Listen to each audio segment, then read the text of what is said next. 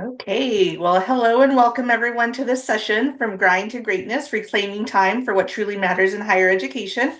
My name is Cody and I'll be the moderator for this session. As a reminder, this session is scheduled to end at 3:55 Eastern.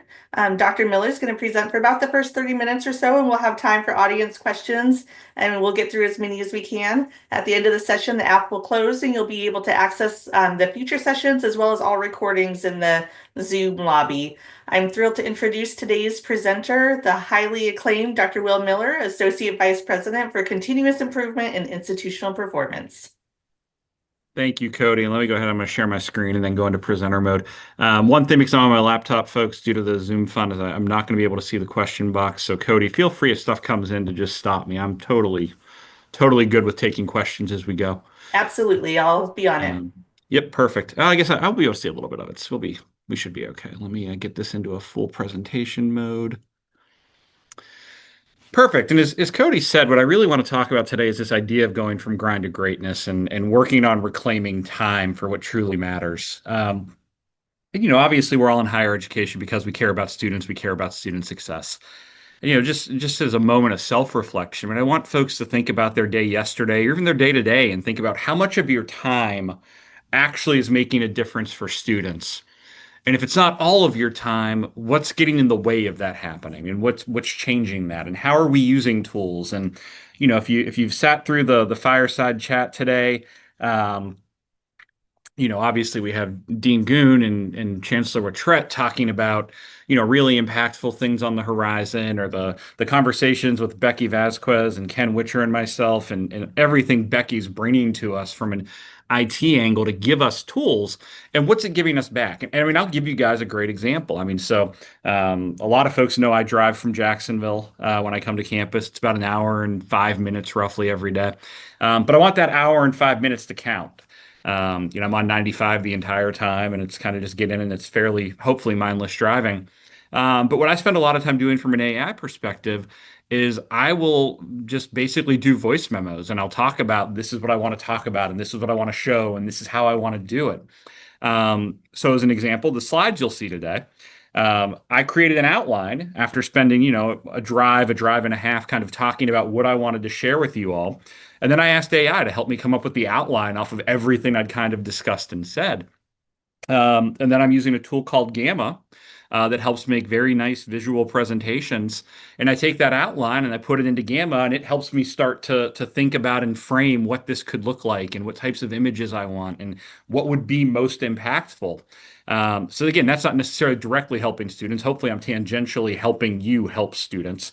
But it buys me back hours of time, and it makes the time I'm spending doing things that aren't focused on this more productive. So all of our conversation today is going to be about how do we really do this. And I'm a firm believer in higher education. There's two types of work. The first is the grind. And the grind, when we talk about the grind, we're talking about, grading and endless grading and advising and committee bloat and, all of the extra things we do that we may or may not get credit for, and form chasing. And when you think about the grind, all of these things we're doing are absolutely necessary. We're not saying that it's not important. We're not saying it's not crucial to looking at an institution or anything. But we also have to acknowledge that it's not the most fun. It's not why we all went and got, the degrees we have or entered into higher education, and it takes a toll. The other type of work is what I consider the great work. Obviously, for anyone involved with curricular coherence or who knows about that this year, I think redesigning the curriculum is the great work. Building the benchmarks, building kind of the structure from which we'll build everything else.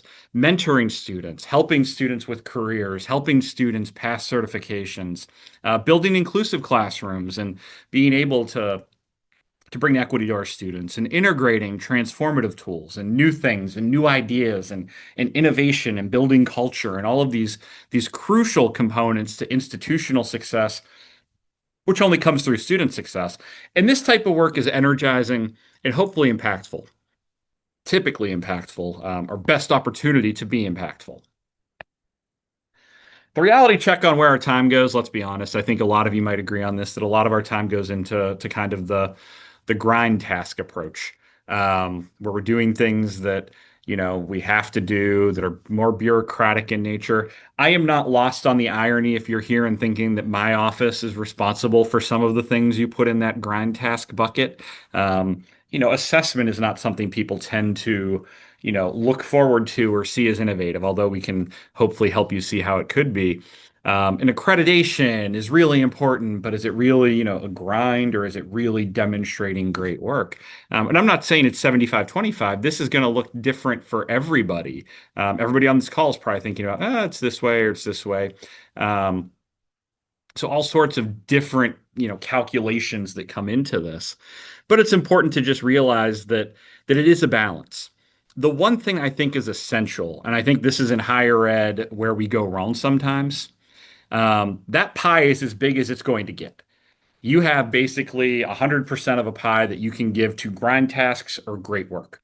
And if I keep throwing grind tasks at you, I have to recognize that that's taking away from the part of the pie that goes towards great work. And if I want you to do great work, I need to figure out how to take some of those grind tasks away because I can't keep saying make the pie bigger.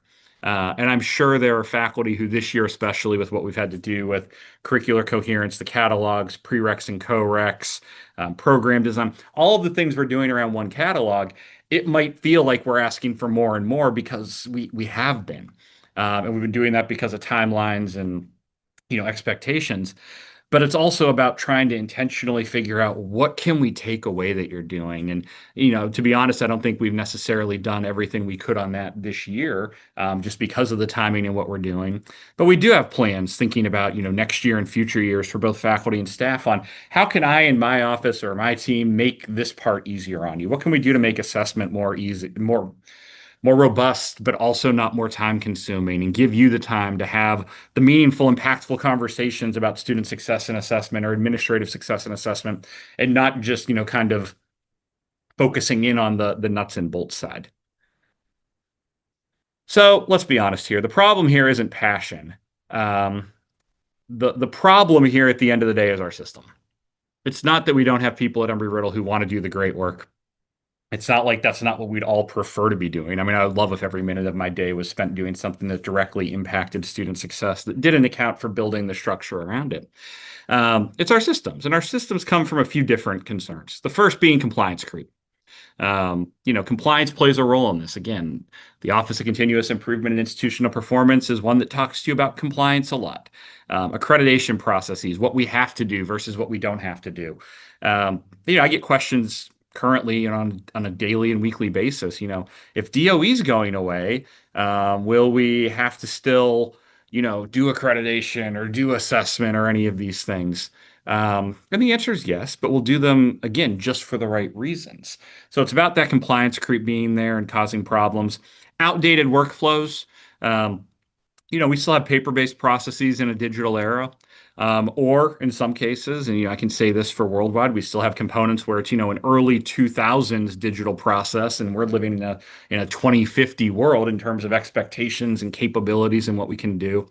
We still struggle with tech adoption, and those are training gaps, the culture piece we've talked a lot about over the last 2 days, fear, outright resistance in some cases. And then we also have the equity level of, where are people with technology? Maybe we all use it, but we might use it differently. And I'm sure you guys know what this is like that, as faculty, you have faculty that are superstars in Canvas and take advantage of everything Canvas has and does. And then there's times that we don't do that. And we have others who do the bare minimum, and that's fine. But it's the question of is that grind or grade at that point? And then we have the cultural norms, and I call this kind of the badge of honor busyness, where, I stay busy to stay busy. I try to tell every team I'm ever a part of, and I've done this at every institution I've worked at, like, it's okay if you are doing things in an efficient way and you find yourself having 30 minutes or an hour in a day to just sit there and think about things we could do better or differently or could better impact students. It's not about just, clocking in at 8 and clocking out at, say, 4 or 5 and spending every minute in tedium. We have to get rid of that tedium piece so there is time to vision and think and strategize. And it's important for us to recognize that from a broad angle because unfortunately, the grind is where we end up with, the human cost just being staggering. We know we feel this toll. I mean, we're doing this in, mid-April. And I'm sure all of us are feeling some element of, again, I hate saying burnout, but it is burnout, or, I just want to do the bare minimum for a minute. So important to recognize that, we know there's burnout rate. It's faculty, it's also staff. We have folks that are considering leaving. And again, not saying this about Riddle, this is higher ed in general, that are sitting there thinking, is higher ed really for me? Is this the way I want to do it? But a lot of it comes back to weekly waste. It's the amount of time that we lose to inefficient processes. And again, as you sit here and reflect on what I'm trying to talk about today, think about that. How much time have you lost this week on Wednesday to bad process, to things that just didn't go the way they were supposed to go, to things that you could envision very easily a way to make it better, or a way for it to be simpler. So just thinking about the fact that that's there and it's acknowledged. So the way we work on this is we start by challenging what we would call the default identity. We need to transform how we see ourselves. Right now, a lot of people feel like they're at that bottom rung. They're task executors. We're sitting there, we do what we have to do. We're making this work. We're getting the things that have to be done. Um, and that's something. And that has to happen. Again, we can't move up this pyramid without making sure we're doing that. But it ultimately becomes when we're focused so much on task execution as how do I survive? It's reactive, it's overwhelmed, I'm doing everything on the bullet list or on the to-do list or a bulleted list, but man, I'm just doing what comes before me. And we need to move towards how do we shape? How do we become proactive? How do we become future focused? How do we become visionary in the things that we're thinking about and doing, which goes a long way. And then ultimately, it's a whole lot about determining how we can best become change agents. How can we shape the future of student success and what we're accomplishing and trying to do? So it's just important to note that this involves thinking about our own professional identities and how we operate, and the context within we operate. And that takes adopting what I call an architect mindset. Architects plan with purpose, they design for impact, and they revise when they have to revise. It's an iterative process where we figure out what's going to work and not work. It ebbs and flows. And I feel like I'm using all of these lovely cliches for org change here, but it's true. Like, there are different points in time where I can save time in different places and different things I can't do. The example I gave you guys at the start about, using my drive time to build on this, it works. There are some things I can't do that way. I can't do, computational math or data analysis from voice to text while I'm driving on 95. I can sit here and, somewhat pontificate to AI and then let it help me figure out what the narrative is I really want to focus on and how it might structure and make sense and kind of handle that, the speech editor, speech writer aspect. But some things you can't. So, it's about impact over volume. We have to get into a point where we start measuring what we care about. It's not busyness, it's not output, it's what impact is there. It's design over default. We have to create systems. We don't just accept them. And then we have to have intention. We have to proactively determine what we want to do and design our workflow intentionally instead of waiting for things to come. And this is all about things like controlling your calendar, which I'm going to talk about a little bit later, where you can't wait for the next email and then schedule it in and figure out what you're going to do next. Like figure out ahead of time what hours are you going to need this week.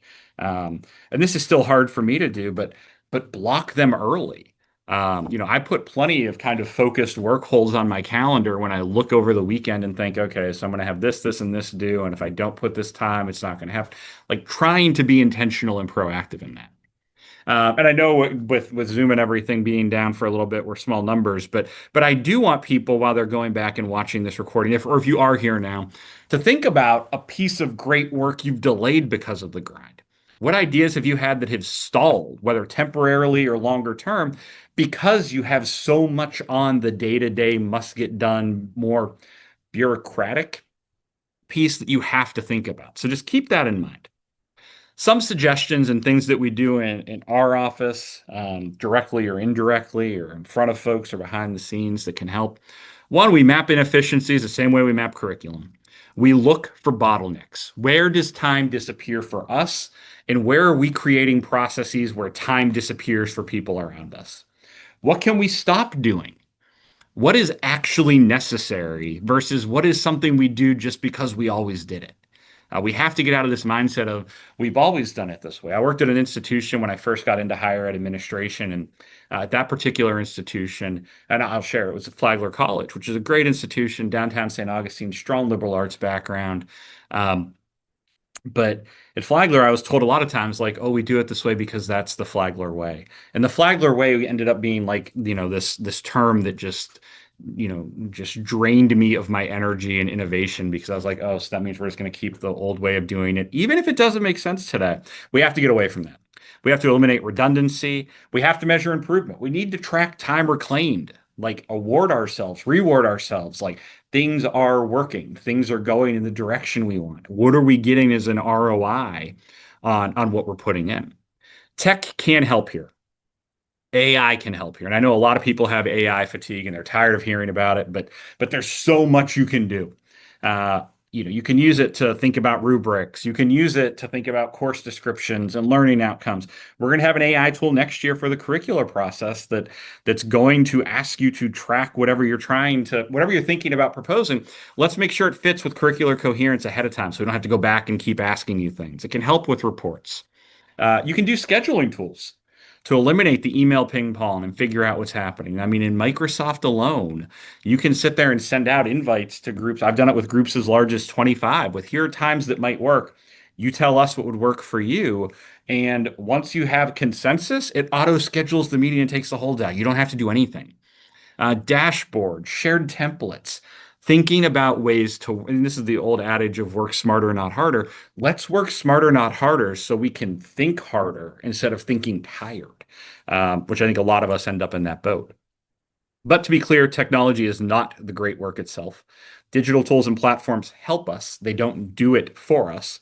And even going back to, me making this presentation and thinking through what I wanted to talk about in my outline, I don't just do what the AI tells me. I take that and then shape it from a starting point to really mold it into my voice and my style and what I like to see and not see. It's about scaffolding, and then it's about that transformative piece. We know there's team-based workflow shifts here too. We have individuals that want to work individually or they need to. It's intentional that they have to be working on something on their own. But at the same time, we have departmental pieces where at the departmental level, we have to protect time for deep work. I don't want every conversation I have with somebody in a department meeting or a team meeting or an office meeting to be spent on minutia and going around and asking people, what are the two things that you did last week? Like we want to get away from that unless we're using it to build kind of, morale and team camaraderie. And then institutionally, we need to look at outcomes over volume. If we're awarding volume, we're awarding the grind.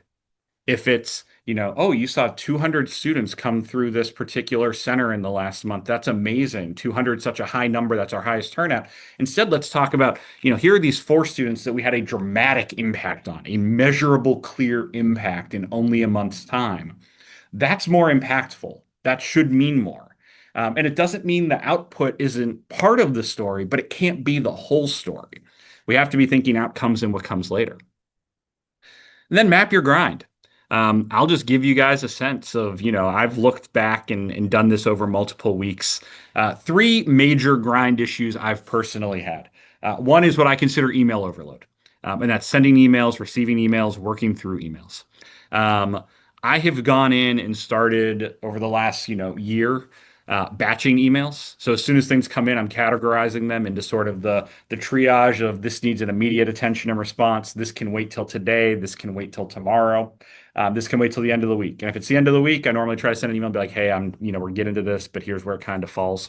Templates and focused hours. When I need to, I block hours and say, this is just going to be for email response to get the box back to where it belongs. People deserve good service.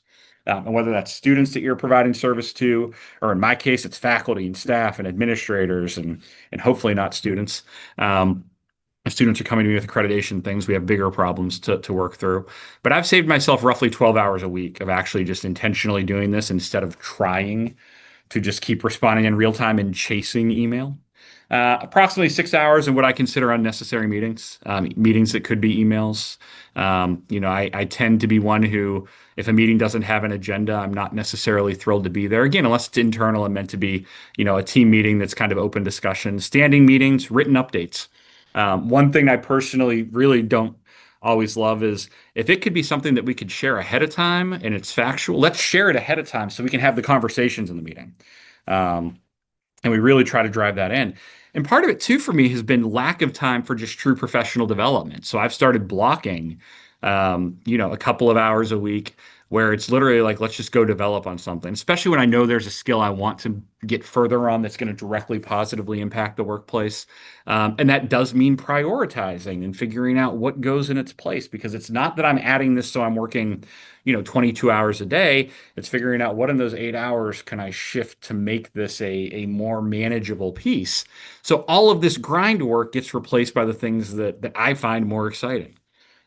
So what does success look like? Success should look like opportunities, especially for faculty, to have meaningful mentoring where you can actually have more engaged, in-depth conversations with students as opposed to kind of having to push them through a process, if that's what you're doing, which some people aren't. Curricular innovation, more time to reimagine the learning experience, and that's modalities and how we're offering and what it looks like. And it should lead, most importantly, to sustainable careers. It should help us prevent burnout and find that balance of what really makes us feel connected and committed and rewarded and engaged. So all of that makes a huge difference.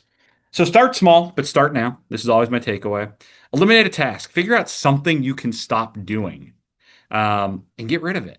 Automate it. Figure out a way to integrate it into something more impactful. Protect an hour, whether it's an hour a day, an hour a week. Just take an hour that you block and say, this is to improve on blank. Think about process. Every time you go through a process, you should be thinking about how the process could have been better. And that includes, to be clear, my office. If you're interacting in my office and you're like, man, this could be so much better if blank, we want to know that. We need to know that. And engage with others. Systemic change needs allies. We have to be talking to each other. So the two questions I would normally ask, and this is my last slide, and I know we're pretty much coming up on time, and I went very quickly through this just given we got the late start. The two things I always like people to think about are what's a change you're going to try next week to reclaim time for the great work? And I say next week because if I say next month or soon, people just put this off. They just walk away from it. And then who's got a grind task they'd love to eliminate? And we could actually sit and kind of troubleshoot together. I know today our audience is limited in scope because of what's going on with the technology. But those would be things I normally tend to push for or think through. So with that, I want to thank everybody. And then if we have questions or thoughts, I'm happy to take them. And if we don't, we'll have a good recording for others to hopefully come back to at some point. Absolutely. So for any of the participants in the room, if you want to put a question in chat or go ahead and unmute, please feel free. Real quick, just before we end, I know the session's going to end automatically, but we can go ahead and keep it open till the end. Thank you, Dr. Miller, on behalf of the Division of Academic Innovation. We really appreciate your time and energy and just sharing your expertise. I loved everything that you said, but there are so many great takeaways. I think no matter, what your position is in Embry-Riddle, if you're, the IDD or you're in the Division of Academic Innovation, if you're faculty, if you're admin, if wherever you're at campus support, there's so many great takeaways and applications. The next session for our participants will begin at 4 p.m. Eastern, so keep an eye out for that in the lobby. Dr. Miller, real quick, until another question comes in, there was a slide, and I apologize, I'm trying to read my handwriting here, that it said the problem isn't our passion, and then you had a couple different categories there, and one of them was the low tech adoption and then kind of the training gaps, culture, and fear.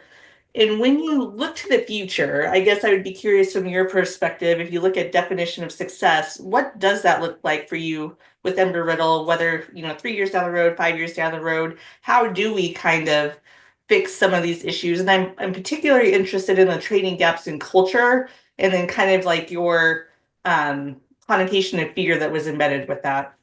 Yeah, definitely. I mean, I think one of the biggest things here is, first of all, figuring out where the gaps are, which means people have to feel comfortable.